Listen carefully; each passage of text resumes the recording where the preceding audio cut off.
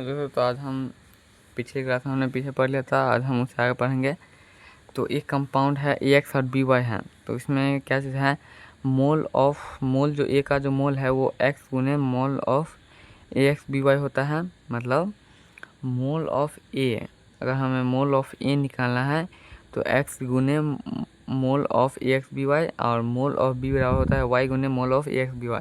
Simply हमें याद रखना है AX BY कोई कंपाउंड है तो मोल ऑफ A बराबर है X गुने molecule of BY, mole of B बराबर होता है Y गुने molecule of the AX BY। तो हम इसे कौन सा आंसर बनाएंगे तो आराम से पहचान लेंगे। तो मोल ऑफ A बाई एक्स बराबर क्या होगा, सिंपल क्या क्या है, मोल ऑफ A बाई एक्स, मतलब इसको इधर भेज दिया है तो क्या होगा mole of the AX BY, और मोल ऑफ AX BY बराबर क्या होगा mole of B by Y, मतलब compound of the mole of A by x mole of FB by Y, मतलब simple mole of A by mole of B बराबर x by होगा। तो simply इसमें कुछ नहीं किया है, A बाय एक्स बराबर ये होगा और A गुने मतलब AX BY बराबर क्या होगा mole of B by Y। तो सिंपली हमें कुछ समझ नहीं है तो सिंपली ये फॉर्मूला रट लो, मोल ऑफ A बराबर मोल of A by mole of B बराबर x बाय Y होता है, और ये मोल ऑफ A बराबर x, और दूसरा चीज़ ये याद रखो कि मोल ऑफ A बराबर होता है x गुने मोल ऑफ AX BY, और मोल ऑफ B बराबर होता है y गुने मोल ऑफ AX BY। तो जैसे हम अगर निकालेंगे Mg3P2, ये क्या है, magnesium of the phosphate, magnesium phosphate है, तो mole of magnesium bye mole of phosphorus लिख लेंगे। मोल ऑफ मैग्नीशियम मतलब मैग्नीशियम कितने हैं 3 है, फास्फोरस कितने हैं 2, तो ये उसका आंसर होगा 3/2, सिंपल हो जाएगा।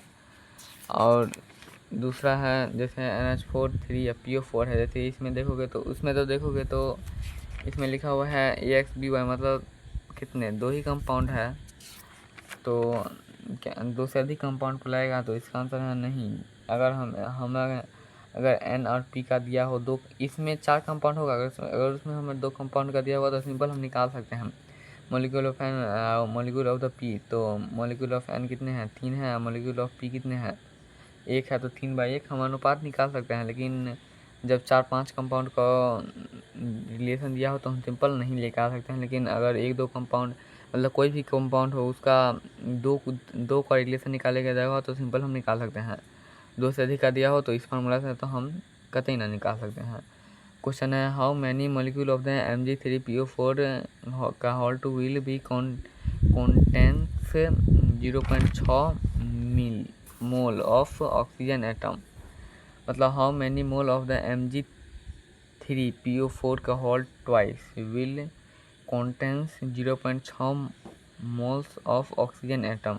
तो मोल बराबर क्या होगा, मोल ऑफ ए एटम बराबर 8 गुने, मतलब सबसे पहले हमने क्या पढ़ा था mole of atom, mole of O atom, मतलब सबसे शुरू में हमने यही पढ़ा था ना, मोल ऑफ ए बराबर एक्स गुने मोल ऑफ ए एक्स गुने molecule of AX BY।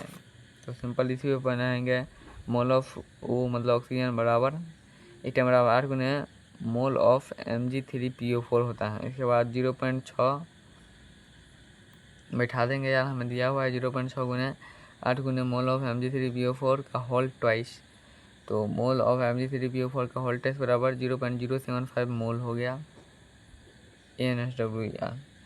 Question है तो इसमें हमने सिंपली क्या किया है कि हमें कॉन्टेंस ये हमें दे दिया है और उस पर फार्मूला पर हमने फार्मूला पे सिंपली बैठा दिया है, इसे हमें एक्स का मान दे दिया गया है कितना, ऑक्सीजन का 4×8, तो हमने 8 बैठा दिया है, हमें ये निकालना है और ये हमें दे दिया, ये भी हमें दे दिया, इसको भाग दे दिया, तो आराम से आ गया आंसर। क्वेश्चन है how many mole of NH4 का whole twice SO4 will be contains 0.4 mole of the hydrogen atom, hydrogen atom के दे दिया है तो हाइड्रोजन एटम सिंपल 0.4 बराबर 8 गुने मोल ऑफ द NH4 का होल ट्वाइस इंटू SO4, तो बैठा के निकाल दिया। क्वेश्चन है calculate mole of the NH4 का होल क्यूबिक, मतलब 3PO4 is mole given by, nitrogen का हमें निकालना है, हाइड्रोजन दे दिया है पास, बस ऑक्सीजन सभी का हमें निकालना है। तो सिंपल इसमें हम हमें जितना भी दिया होगा तो सिंपली सबसे पहले नाइट्रोजन का दिया है, नाइट्रोजन कितना होता है 3, तो बट्टा में 3 लिख दिया और उसका कितना दिया हुआ है 0.4, तो सिंपली यार दोनों को भाग कर दो आराम से, सब में आंसर आराम से निकल जाएगा। इसके बाद वेस्पर डेंसिटी Vd बराबर क्या होता है, वेस्पर डेंसिटी बराबर होता है density of any substance, density of any substance density of any substance by density of H2 gas. तो याद रखना यार फॉर्मूला है, वेस्पर डेंसिटी बराबर क्या होता है density of any substance by density of H2 gas. Method of calculation Vd बराबर क्या होगा, Vd मतलब वेस्पर डेंसिटी को सिंपली Vd लिख दिया है, डिस्टेंस ऑफ एनी सब्सटेंस को हम m और हाइड्रोजन गैस को 2 लिख देंगे।